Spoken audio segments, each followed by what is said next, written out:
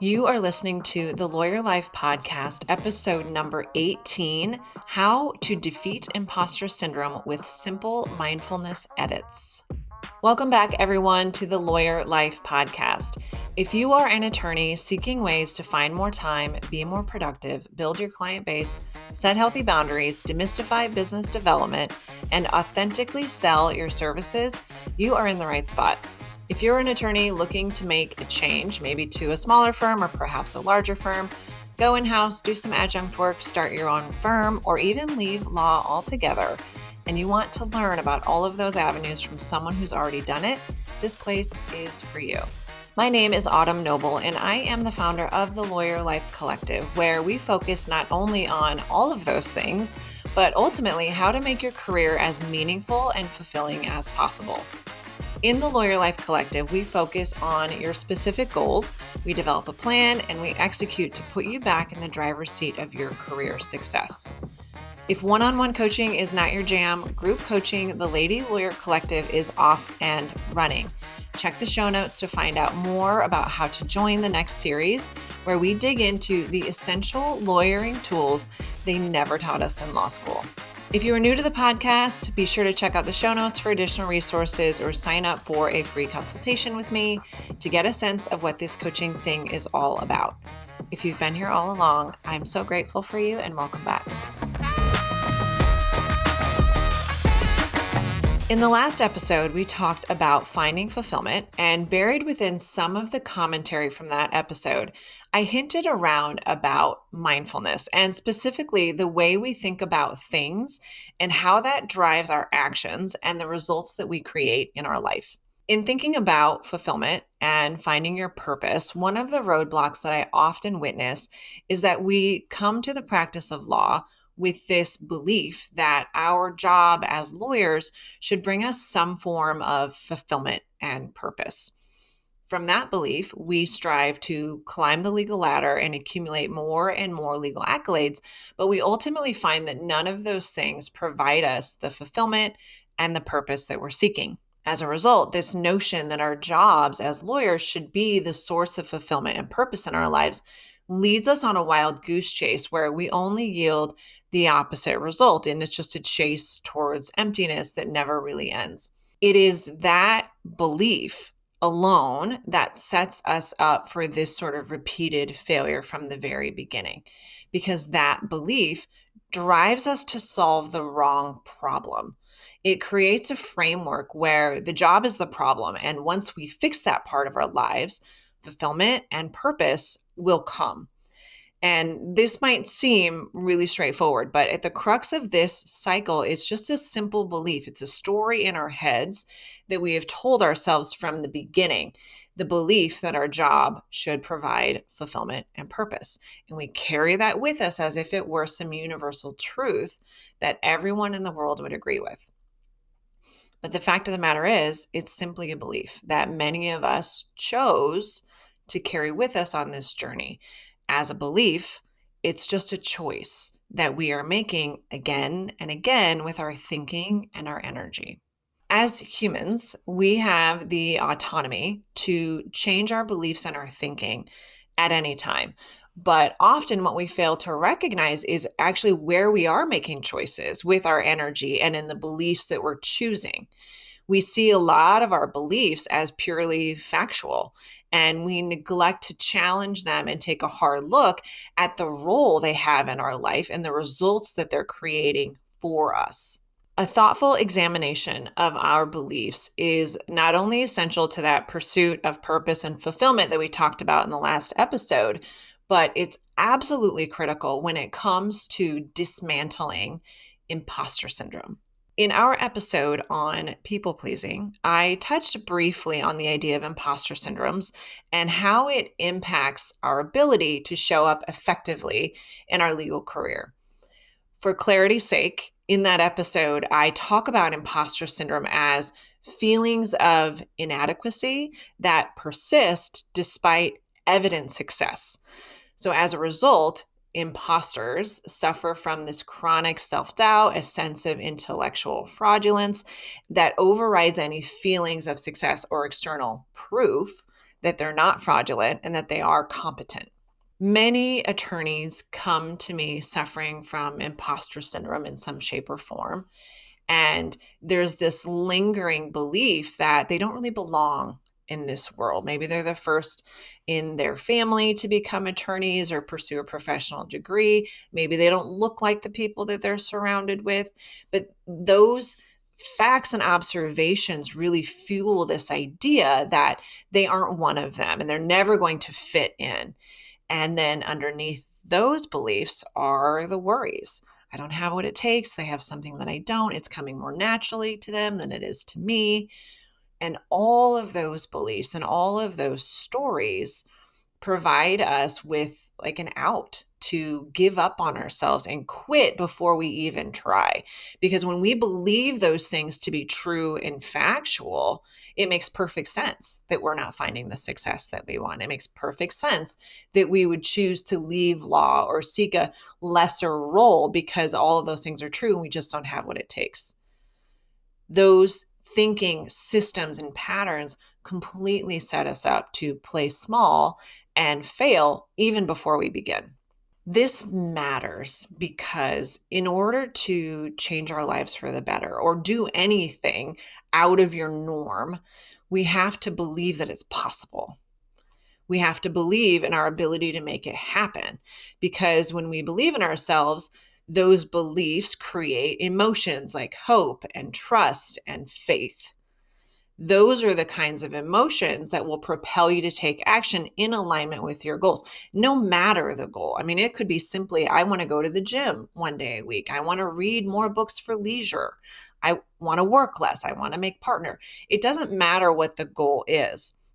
The question we have to ask ourselves is, do we believe that it's possible, or are we carrying around some stories in the background that try to convince us that whatever that goal is, we can't do it. It's not attainable. And then it's got all the reasons why. So in contrast, when we believe that we don't have what it takes or that we can't do something, those beliefs in the background, they create emotions. They don't just sit there innocuously. They actually create vibrations in our body. And that shows up as doubt and fear. And those emotions will always drive us to play small and to show up without the confidence that we want to exude. Those actions then from those emotions are going to create all sorts of results that allow imposter syndrome to thrive, because when we believe we can't do it, we don't show up as our best and we don't do our best. And so we in turn create all sorts of evidence to support the imposter syndrome thinking and the stories that we're telling ourselves that bolster the imposter syndrome. So we create this sort of self-fulfilling prophecy where we don't believe we can do it. We feel terrible. We show up even worse. And now we have all sorts of evidence to prove all those crappy thoughts true. And imposter syndrome comes in and says, look, see, I told you. And around we go. With imposter syndrome, it's a combination of feelings of inadequacy despite evident success. Those feelings create blinders where our belief that we aren't good enough, we're not one of them, it's going to overlook any evidence to the contrary. It's only going to focus on the results of our sort of half-ass actions that stem from those horrible feelings, from those horrible beliefs. I can't make it. This isn't going to work. So with that foundation in mind, it becomes very clear that imposter syndrome and the feelings of imposter syndrome, they're all created by our beliefs about ourselves, our abilities, and the stories that we continually tell ourselves in the background. It's those habitual beliefs that create the issue of imposter syndrome. They're just thoughts and stories that we have chosen over and over and over again, and they just run on repeat in our head. So much so that part of us believes that they are factual and they are true. Those thoughts, those habitual patterns, They create emotions, and those emotions drive actions, and those actions and inactions create our lives and everything that we have around us. And that's all there is to it. We choose imposter syndrome thoughts. Those thoughts create everything that we do or don't do. And those actions create the results. And oftentimes, when imposter syndrome is the one creating the thoughts and emotions, those results are not the ones that we really want because we don't show up. One way you can think about this theory is to look around at everything that you have in your life and everything that you have created for yourself and ask, where did it come from? And how was I able to create it? As attorneys, it's really easy to look at our law school education as one of our greatest accomplishments. But have you ever thought back and really considered, what were you thinking about yourself that got you through it? What did you believe about your ability to be a lawyer when you're sitting in those 5-hour finals?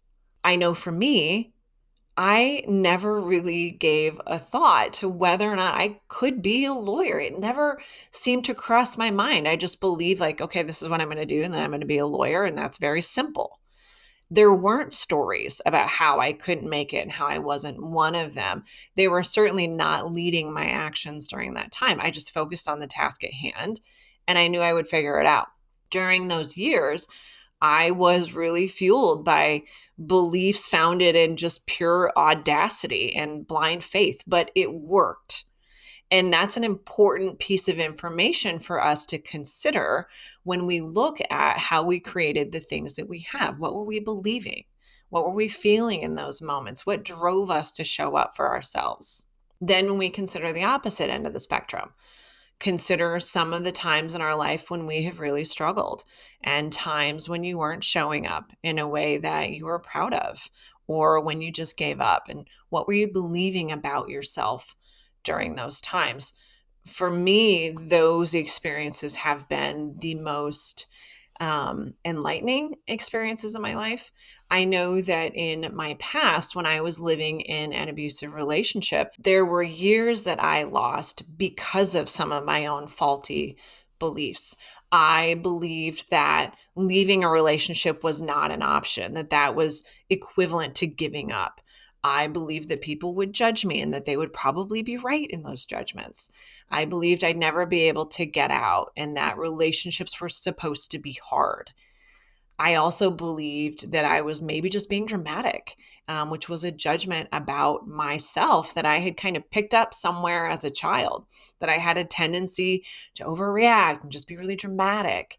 And those beliefs about myself and those judgments combined with my belief about how relationships were supposed to be hard, it kept me stuck and it kept me from taking action. And then you add to those ingrained thoughts and stories gaslighting and criticism that I was getting from my partner, and it just kind of fueled the fire that kept me in a place that I didn't want to be for much longer than I should have been. But over time, I really started to realize, I did kind of my own mindfulness audit, and I recognized that there were a lot of stories, a lot of beliefs that I was choosing that were keeping me stuck in a really unhealthy situation. And it wasn't until I started to believe other things that things started to change for me. I started to believe that I could figure it out, that maybe there would be something better waiting for me on the other side, and that the battle would be worth it. I started to believe that I deserved better, and that maybe the horrible things that were being said about me weren't true. And maybe I wasn't a dramatic person who was overreacting. I had to really change the way I was thinking about myself and my future and that relationship before I was able to take any action forward, because those other sets of beliefs propelled me to not take action and they propelled me to accept a lot of things. But once I changed the story, once I reformed the music playing in the background of my head, I was able to take action in a different direction because it created different emotions for me to drive me forward. I share this because whether it's an unhealthy relationship or a toxic job, our beliefs about ourselves and who we are and what we are capable of It bubbles below the surface in everything that we do and how we show up in every relationship. What we believe about ourselves and our abilities is often based upon our past experiences, what we were taught, what we learned about ourselves from events 5, 10, 15, 30 years ago, things that people said to us maybe when we were kids and when we were growing up. Sometimes the things that we were taught, they really appear innocuous, but they can really sabotage our forward progress. For me, I was raised with the firm belief that relationships were supposed to be hard, and any good partner has to stick through and like fight through the hard times. That belief sounds lovely and very noble and honorable. It also made it very difficult for me to recognize when that might not be helpful and when there is a line that is crossed. And it made it really hard for me to explore the possibility of leaving any relationship. Additionally, over the years when I was a kid, I learned that being dramatic was a bad thing and that I had a tendency within myself to be dramatic, and I needed to curtail that and avoid any disruption from the norm, and really just try and tough things out. I grew up on a farm with three brothers. It was sort of like rub some dirt in it and move on. And I think as a kid and as a woman, it made me really strong and really resilient. But that belief, those stories were not helping me when it came to a situation where lines were being crossed. And so we do have some beliefs that I think can benefit us at certain times in our life, but in other scenarios and other times in our life, they actually hurt us and sabotage us. So for me, in order to make progress in my life, I needed to edit those beliefs and instead consider maybe I'm not a dramatic person. And instead, if something is really upsetting me, it's probably worth paying really close attention to. I also choose to believe today that relationships are supposed to help you grow and that they should never break you down. And if that's the case, the relationship has no place in your life. And sometimes leaving is the most powerful and least dramatic thing that you can do for yourself. The point is that the beliefs that we were taught as children and the beliefs that we have carried with us as young adults into adulthood, they don't have to continue to play in the background like quiet elevator music, driving everything that we do in our lives today, unless we want to continue to choose them. Every belief we have in this very moment deserves an audit where we can question whether it's helping us or hindering us in our forward momentum. Just because something was true about you or for you years ago, it doesn't mean it has to remain true for you today. Our brains get really lazy. We develop these habitual beliefs. And if we want to start creating a different reality for ourselves, we have to start believing new things and taking new actions. And that's going to require us to start challenging and looking at some of those old beliefs and some of those old patterns. And this really includes beliefs about who you are and what you're capable of.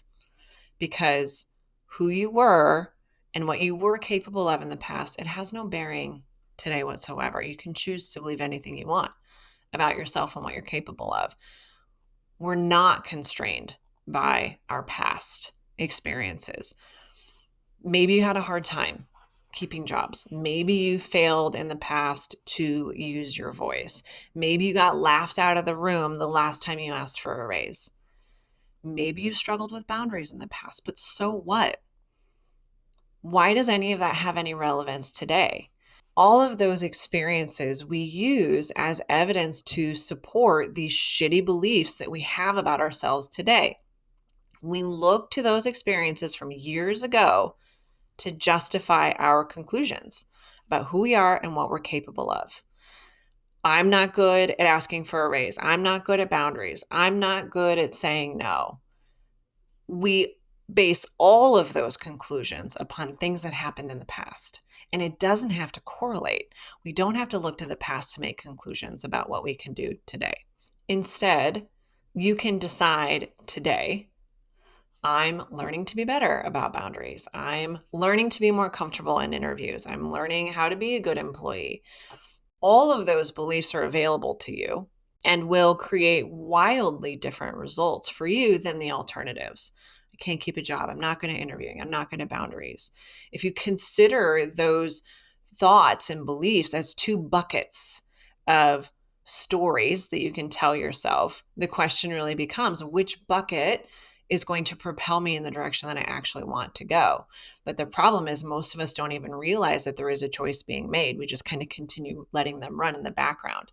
And so what I'm suggesting today is to start really getting clear about what you are believing. What is your elevator music and what is it creating for you? Are there better options available? Many of my clients set really big goals for themselves when they come to coaching. And then when they're faced with the challenge, their brain immediately offers them some of those deeply ingrained beliefs about themselves. I don't have what it takes. I'm not cut out for this. I'm not smart enough. Imposter syndrome just swoops in and it starts to trash the party. We have so many beliefs like those rolling around in our brains, running automatically in the background. But that is why setting big goals is so essential, because it's going to force those thoughts into the light. When you say, I'm going to do something, I'm going to do something different, I'm going to change something, you're really asking your brain to offer you all of those imposter syndrome, self-doubting stories that we have. Your brain is going to show up at the door and say, oh, in case you forgot, you've done this in the past and you failed miserably. I don't know if you remember that one time in 8th grade, you tried to give a presentation and it was miserable, right?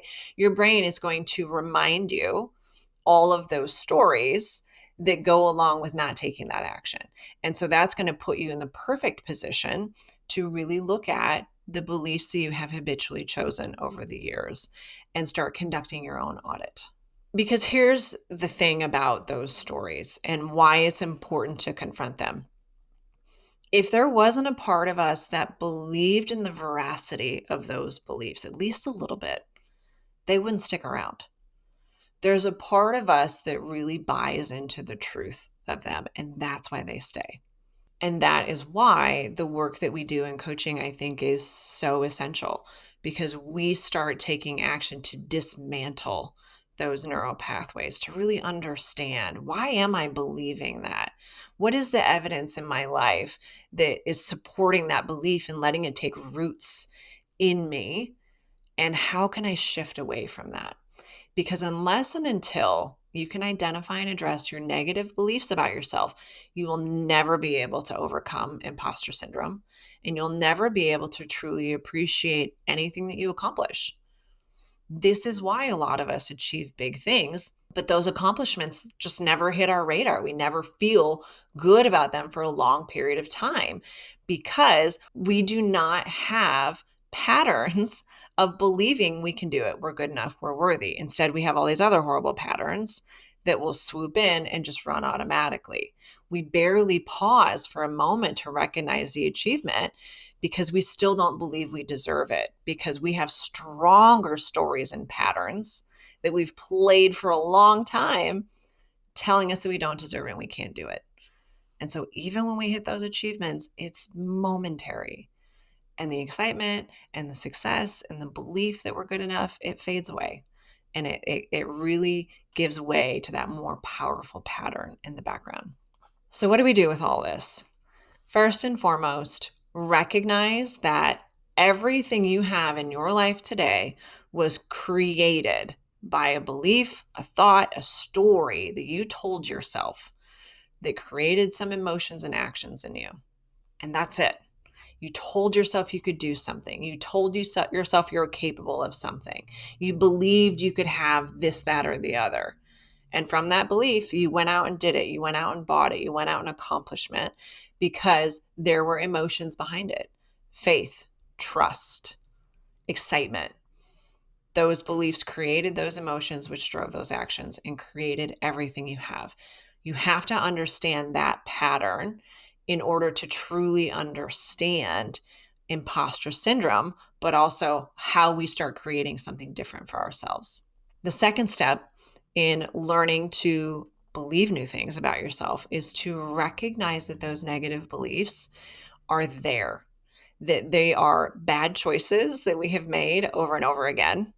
And we start to identify them and get to the root of those thoughts driving our feelings of insecurity, that are creating that imposter syndrome, and just start seeing them for what they are: options.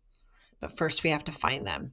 As I mentioned earlier, sometimes the best way to identify our shitty elevator music is to set a big goal and start taking action towards it. It's going to put you on a collision course with those negative thoughts, with those limiting beliefs that create your imposter syndrome right out of the gate. Because once you have them, you can move on to the next steps.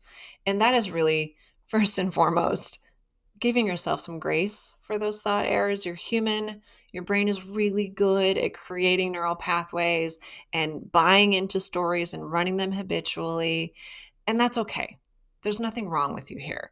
This is just what our brains do. And once we start seeing the terrible things that we tell ourselves on repeat, it's not a free pass to dive into another batch of negative self-talk. Negative thought patterns are normal. They're intended to keep you safe. So let's not beat ourselves up for having them. Then, once we have our list, we're not beating ourselves up for it. We can force ourselves to really challenge those stories. We can recognize that they're opinions, they're stories we've told ourselves, they're just thoughts, they're optional, and we can choose something else on repeat until we create a new neural pathway and a new habitual way of thinking. We do this by pulling up those negative thoughts by the roots and asking, what if it weren't true? What else could be true instead? What if I was good enough? What if I could figure this out? What if I could do it? And then see what your brain offers you and see if your brain brings you any better fodder to create new stories and new patterns for yourself. Finally, once you've got this list of competing thoughts and considerations, choose one that does serve you and your goals. And you do this by looking at these alternative thoughts. What if I could figure it out? Then what would I do? I can figure this out. I've done hard things before. And then you ask yourself, if I believe that every day and practice believing it, what would I do? What actions would I take? How would I feel? And then considering, do those actions and feelings get me closer to the goal? And that's how you know. You pick one that's going to propel you in that direction that you want to go.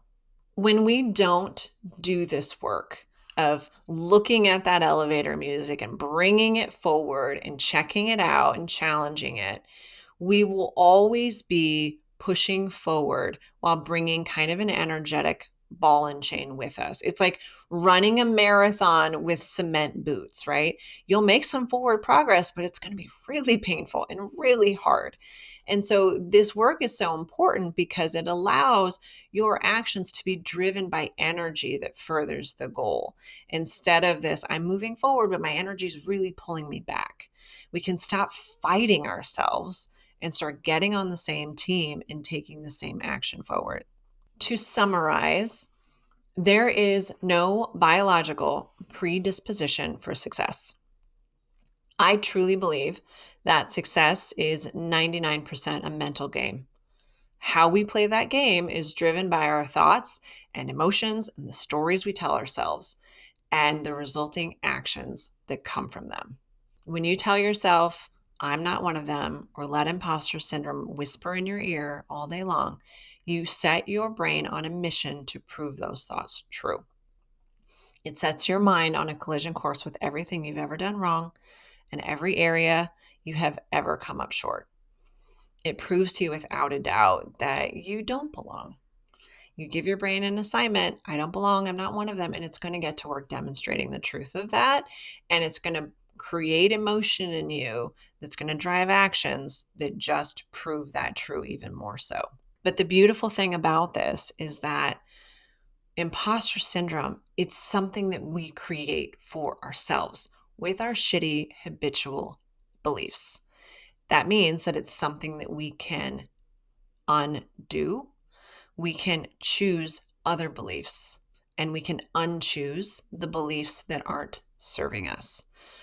That is what we do in coaching, because once you change that patterning, a whole new world of possibilities will open up. If you are struggling with imposter syndrome and deprogramming your negative thinking, sign up for a free coaching consultation and learn about how we can accelerate this process for you. You owe it to yourself and your future success. All right, my friends, that is all for this week's topic. If you want to go more in depth on this topic, check out the show notes for additional resources. And remember, the Lady Lawyer Collective is launching currently. The Lady Lawyer Collective is a group coaching program where we unpack the most critical skills needed as lawyers to create our own unique success, and we do it over the course of 7 weeks. In 7 weeks, you will have all the tools you need to fully redesign your career and start living differently. Next week on the podcast, we will tackle the impossible subject of how to deal with difficult people. Thanks so much for being here again with me this week. If you enjoyed today's episode, be sure to leave us a review and a stellar rating on your podcast listening platform. And thank you to all of you who have already done so. And don't forget to check out our Etsy shop where you can find some spicy and fun lawyer swag. And last but not least, thanks for listening and thanks for sharing with your friends.